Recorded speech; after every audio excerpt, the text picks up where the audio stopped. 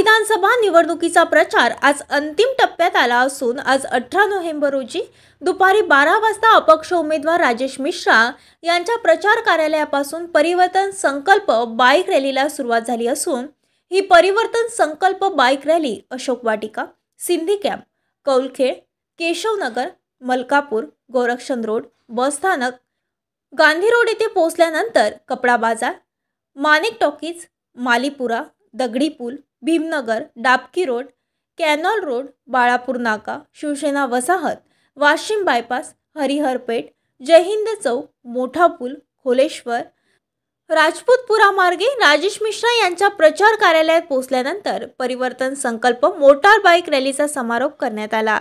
शहरात निघालेली परिवर्तन संकल्प मोटारसायकल रॅलीने विरोधी उमेदवारांच्या मनात मोठीच घबराहट झाल्याचे दिसून आले।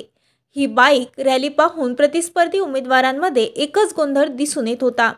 आज 18 नोव्हेंबर रोजी अकोला पश्चिम विधानसभा मतदारसंघात राहणाऱ्या हिंदू लोकांसह शहरातील कोणत्याही संकुलातील महिला, युवक व हिंदू यांच्यासोबत हिंदू समाजाच्या सुरक्षेसाठी सर्वप्रथम धावून येणारे राजेश मिश्रा यांना मोठ्या प्रमाणात पाठिंबा मिळाला। हे आज निघालेल्या परिवर्तन संकल्प मोटार बाईक रॅलीत दिसून आले। त्यामुळे राजेश मिश्रा विजयी झाल्याचे चित्र दिसत आहे।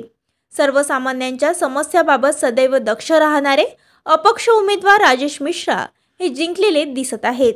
आज परिवर्तन संकल्प मोटार बाईक रॅलीमध्ये प्रेशर कुकर निवडणूक चिन्हासमोरील बटन दाबून 20 नोव्हेंबर रोजी होणाऱ्या विधानसभा निवडणुकीत राजेश मिश्रा यांना प्रचंड मताधिक्याने विजयी करण्याचे आवाहन केले गेले। त्यामुळे राजेश मिश्रा हे विजयी झाल्याचे चित्र मतदारांनी दाखवून दिले आहे।